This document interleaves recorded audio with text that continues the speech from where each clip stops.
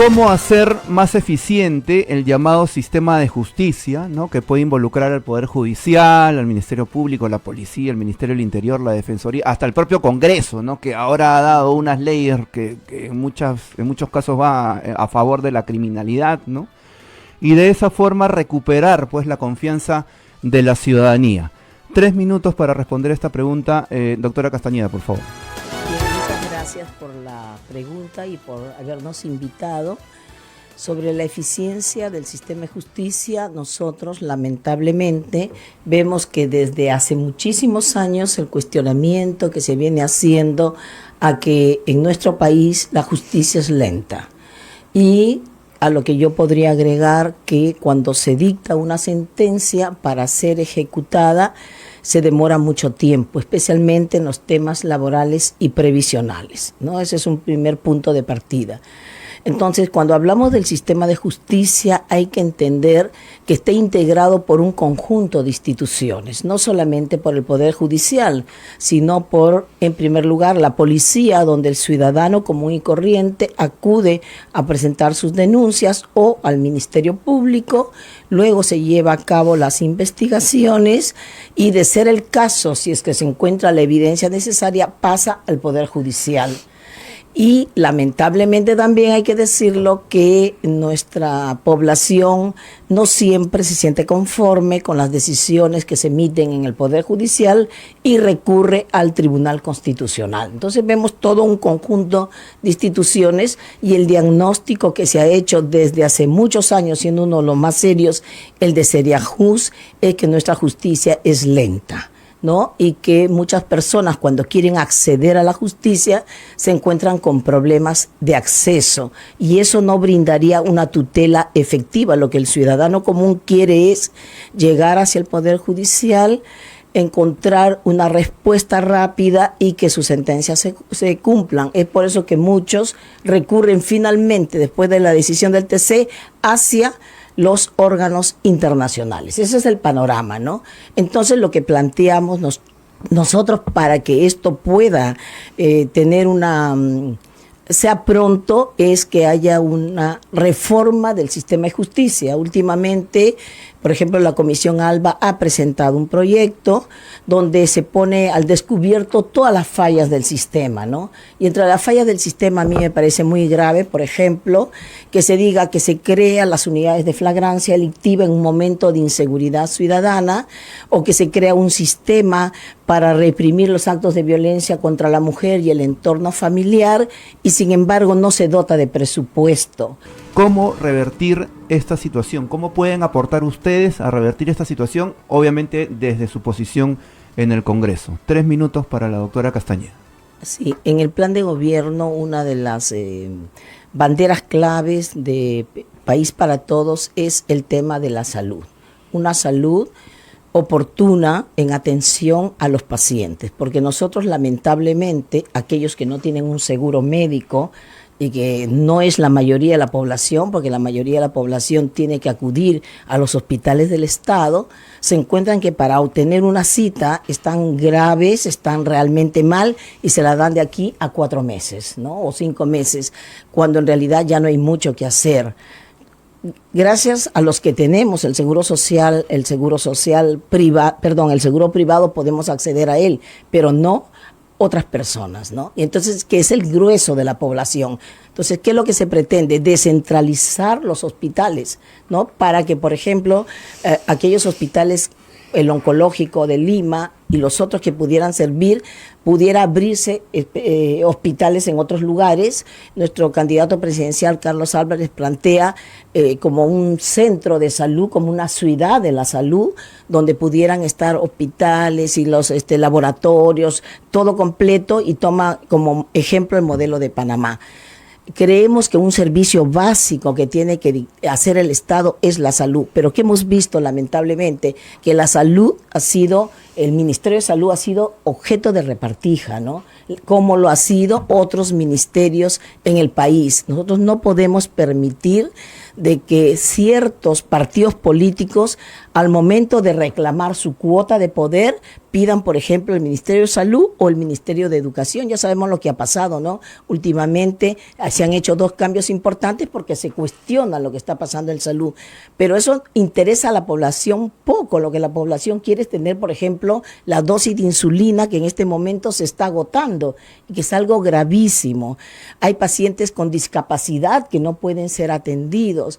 Hay madres gestantes que tienen que estar esperando incluso en los pasillos del hospital para poder ser atendidas. Entonces nos preguntamos, el dinero que se obtiene de los presupuestos, de los impuestos de los ciudadanos, ¿a dónde llega? ¿Llega realmente para brindar los servicios básicos que debe brindar un Estado social de derecho? Yo creo que no. Ese dinero llega al bolsillo de ciertos políticos que han negociado determinados ministerios y lamentablemente el Ministerio de Salud. Nosotros proponemos que haya un reparto equitativo del presupuesto precisamente para los sectores que más necesitan: salud, educación, infraestructura, vivienda. Los niños deben tener conectividad, pero el tema de la salud es grave porque afecta a la integridad y la vida de las personas, derechos fundamentales.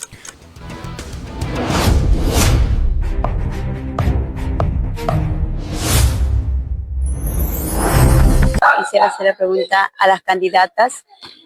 ¿Cómo solucionaría el problema que hoy se ha visto, muchos homicidios hacia las mujeres, que ahora ustedes que están postulando para este congreso, cómo solucionarían todo ese problema? Sí, gracias señora Verónica por su pregunta, es muy importante. Quiero manifestarle que una de mis plataformas de lucha será promover la igualdad de los derechos de las mujeres y especialmente la no violencia en su contra.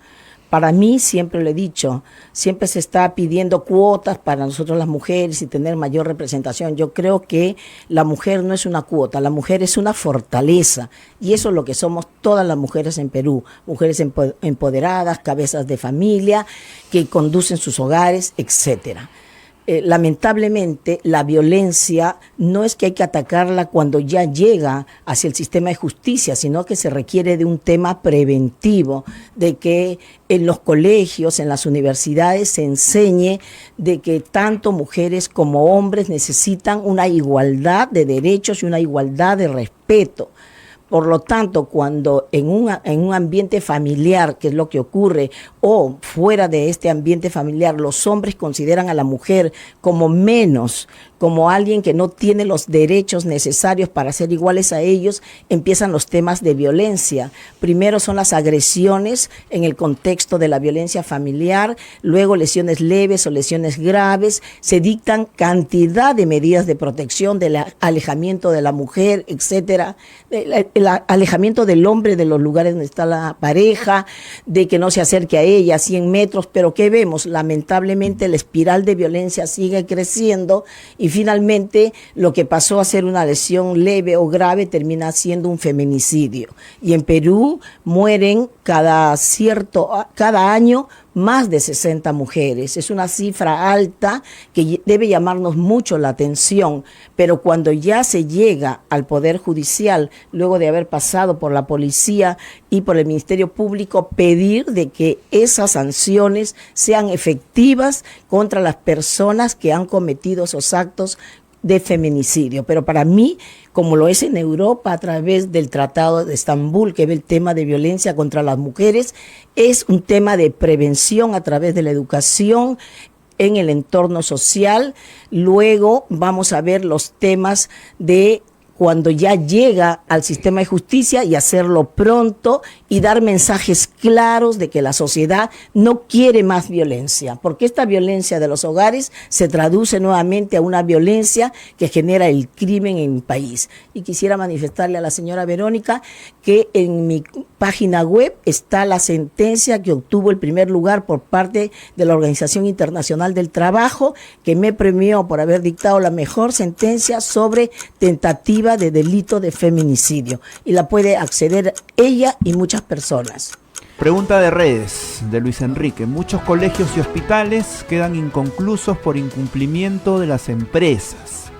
¿Qué propone para garantizar que las obras se terminen y no afecte a la población? 3 minutos para responder esta consulta en redes de Susana Castañeda. Lo que dice la persona que hace la pregunta es totalmente cierto, ¿no? En nuestro país encontramos un gran porcentaje de obras inconclusas, de obras judicializadas o de obras que están paralizadas, ¿no? Entonces, ¿cuál es el problema más grave que afecta a nuestro país? Por supuesto que es la corrupción, porque pese a que se ha dado una ley de contrataciones públicas, de que se trata de implementar la transparencia, como quiera que los delitos de colusión, que es a través del cual se sanciona aquellos actos que realizan los funcionarios públicos con los particulares para la contratación de los servicios indispensables para el Estado, lamentablemente siempre existe lo que se llama la coima, ¿no? Y nosotros vemos, por ejemplo, colegios que luego de poco tiempo se están cayendo, ¿no? Hospitales que se llegaron a construir y llegaron a colapsar, como el caso de Tumbes, que tenemos 2 hospitales. Llegamos a ver también las carreteras que de inmediatamente que hay una lluvia se abren. Entonces, ¿qué pasó con la calidad que se esperaba para estos servicios?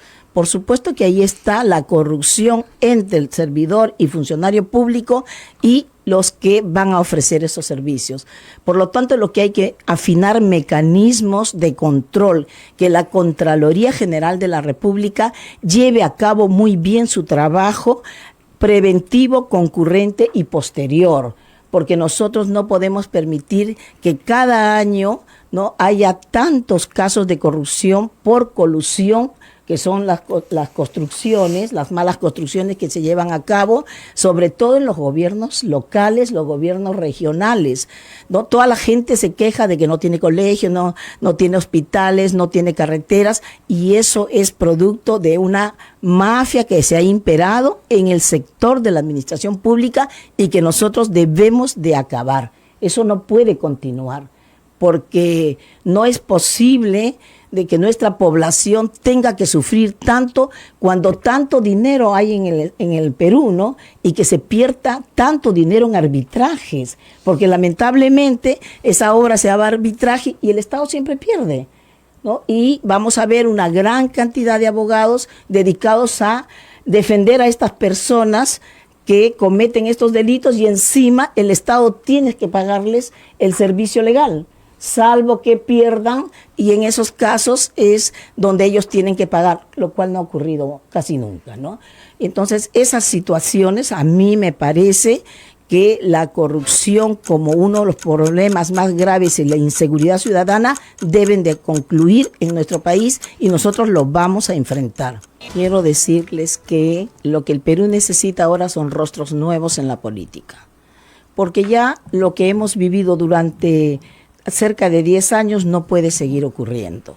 Y pido a la ciudadanía que se informe bien, que vea las hojas de vida de los candidatos, tener en consideración que el Senado va a tener un rol preponderante porque va a aprobar, a modificar o no dar pase a aquellos proyectos, aquellas propuestas de ley que presente el Poder Legislativo, ¿no? En este caso, los congresistas. En segundo lugar, que nosotros no debemos permitir que cuando se presente un caso de acusación constitucional donde se evidencien pruebas de la comisión de un delito, termine siendo sancionada solamente con una suspensión de sueldo, sino que se levante el fuero y pase al Poder Judicial. Que en la tarea de ser senadores elijamos a los mejores miembros del Tribunal Constitucional, el Defensor del Pueblo, ratificar al señor del Banco Central de Reserva, porque esa tarea importantísima será la que debemos realizar. Recuerden que el Senado no puede ser cerrado por ninguna circunstancia y por lo tanto se requiere de gente idónea, transparente, que luche por la ciudadanía y por sus derechos, en especial de los más vulnerables.